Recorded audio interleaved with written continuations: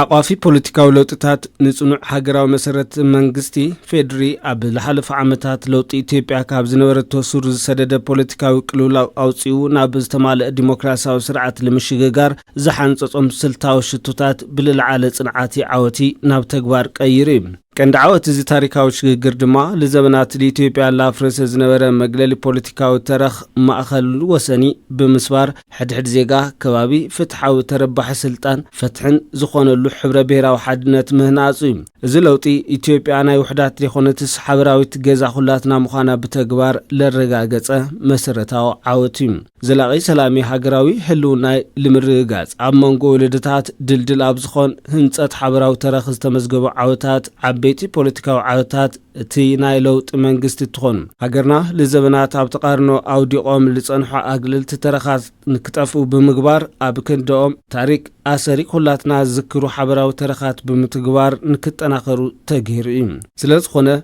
مغلص تاريخي مننتي زخونه مذكر تعاوت عدوا عبي قدو هداسه بمرها غبرتات غبتان شجر هاجري ولدوي زتهانصو عبيت مباصحتا توريزم حبراو هاجراو كرعاتنا اعبيميم بزحنت بصباقه بمقبال بمدرخ بيراو مخكر زقصله غعزو محكام تمالون تمالي بطرطاري بكففلي زفتر زنبره هاجراو ترخ قس بقس بتغبارو بسترغاغص حونت حبراو بلصغنا نامرح يغنم سرحت مهناصي متنخاري عمد تهنصت هاجر منግስት ዝኾኑ ትካላት በፉሊ ቆራጽነት ተሳሊጦም በፍላይ ትካላት ጸጥታ ፍትሒ ዲሞክራሲ ለህዝብ ሕግ ጥራሕ ተገዛእት ልኮኑ ዝተገበረ ሪፎርም ስሩበቆስ ለውጥምጽ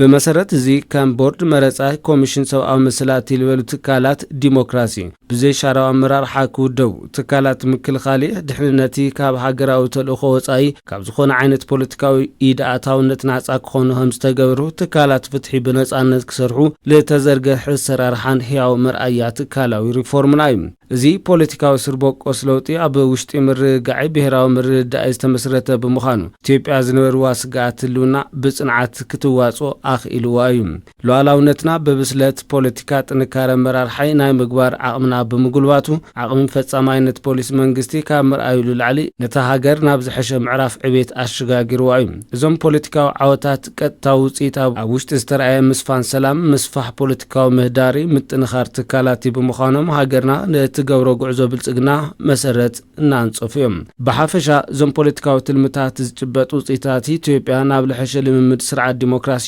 ኣሻጊርዋ እዩ معباي تساتفو تنحنحت ودبات قبلنت منغستي اب حزب غولي مرአዩ ውጽኢታውነት ስራሕ ሪፎርም ንጉዕዞ ብልጽግና ለተአማምን ወሕስና ናኾን መጽመም መንግስቲ ዝጉዕዞ ብልጽግና ዲሞክራሲ አጠናኽሩ በመቀጻል ለትውልዲ ትምቹ ዝበልጸገት ሉዓላውነት አስተሐሎት ኢትዮጵያ ናይ ምህናጽ ታሪካዊ ሓላፍነቱ ብልልዓለ ቆራጽነት ላተዋጽእ ክቅጽል እዩ 21 መጋቢት 2018 ዓ.ም አገልግሎት ኮሙኒኬሽን መንግስቲ